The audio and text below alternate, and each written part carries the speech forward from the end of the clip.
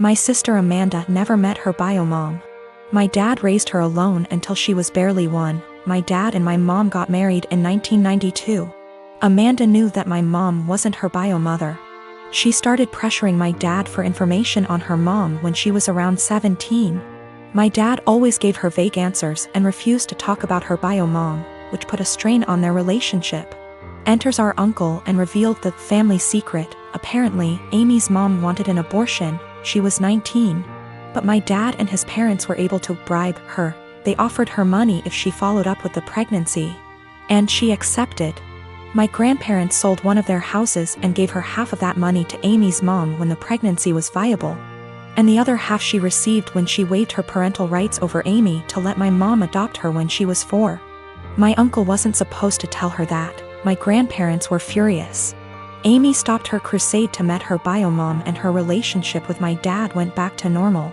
Amy never mentioned her bio mom again. Dad got her into therapy after that. A month ago, Amy found out that she was pregnant. The pregnancy was an accident. She switched birth controls. The problem being, Amy is about to start her surgical residency and her hours are insane. It is basically impossible to raise a baby while working in that rhythm, so she wanted an abortion. The problem is that Mark, her fiancé, 6 years together, wanted her to keep the baby. It caused a big fight. In a move to convince Amy to keep the baby, Mark told Dad about this. Until that point, no one in our family knew about this. Dad talked with her, and they got into an enormous fight.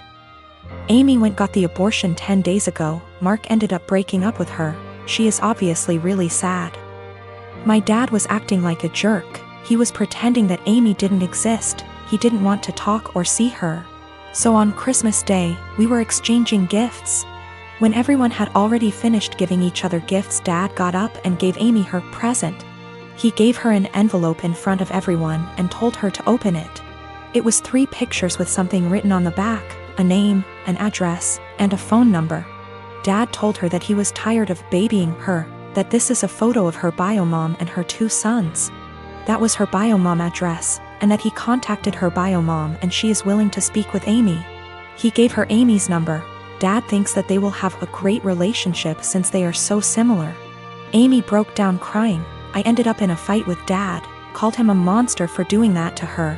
He just said he was just tired and left. We ended up leaving and she spent the rest of Christmas crying on my shoulder. She is a mess since that.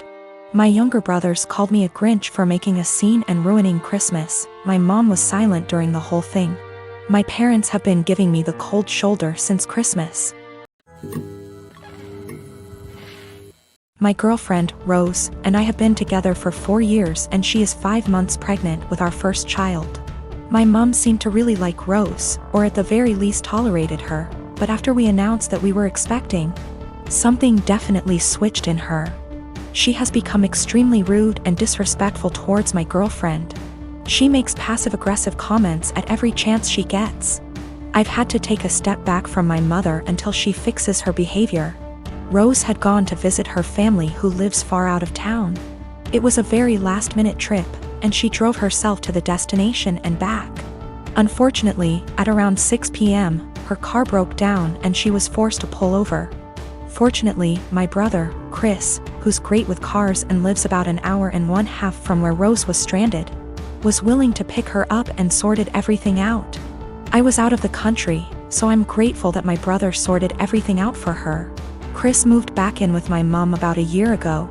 Obviously, the situation wasn't the best, especially considering the tension between Rose and my mom that exists for no particular reason.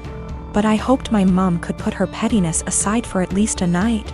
It was too late for Chris to drive Rose back home, so my brother told her that he would drive her back tomorrow morning.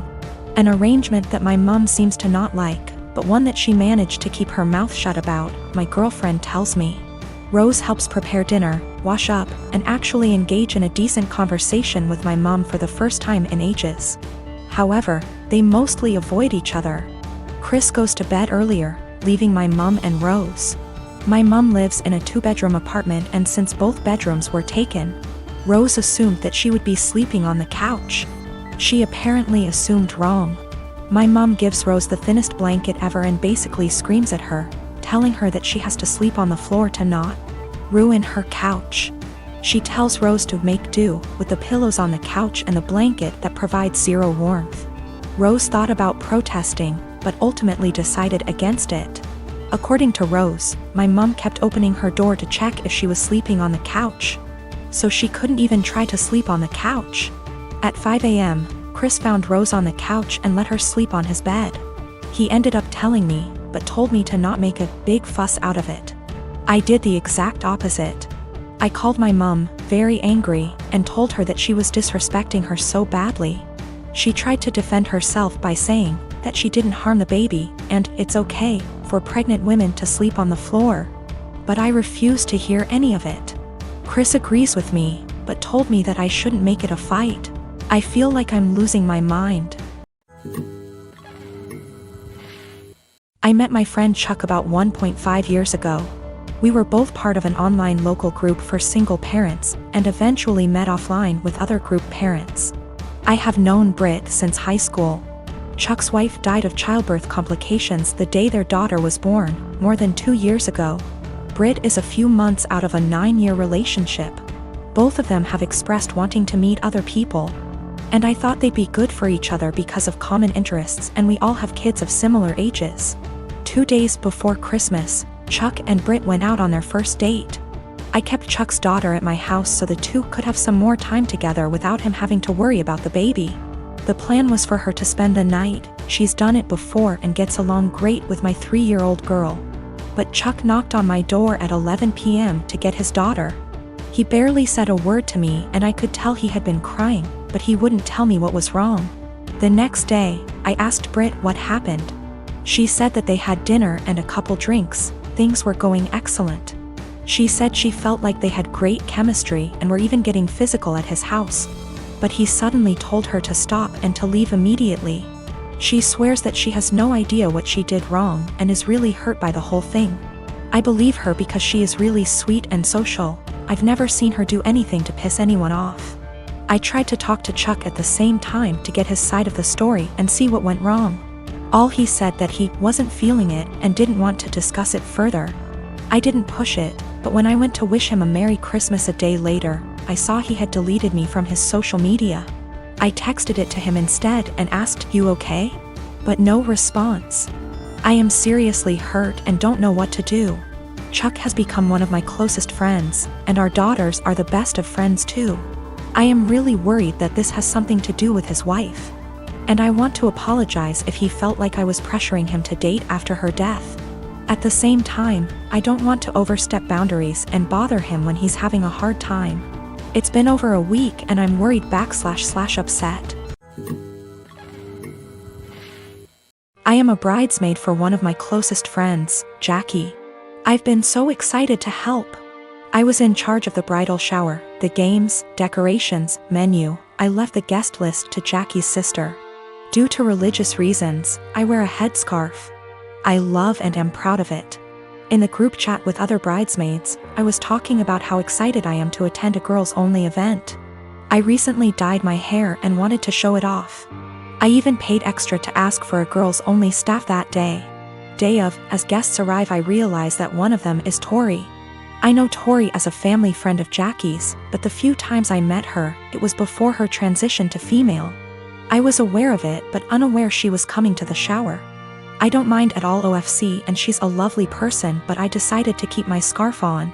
As everyone's eating later, I'm passing by the tables to make sure everyone's good, and one of the bridesmaids mentioned that they hadn't gotten to see my hair and they'd wanted to see the change in person. I tried to dismiss it at first or say, "Oh, I'll show you later." But the other girls at the table got curious.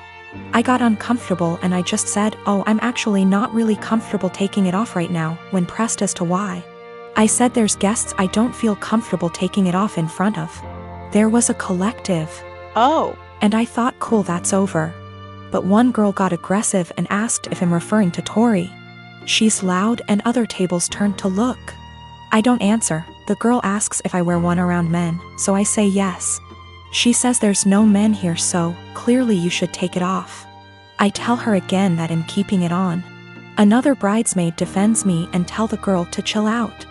Tori comes over and says me not taking it off is a slap in the face to her identity. I'm just shocked and had no clue what to do. Eventually Tori and a few girls left saying they felt it was disrespectful. I feel awful that this ruined a beautiful day for my friend.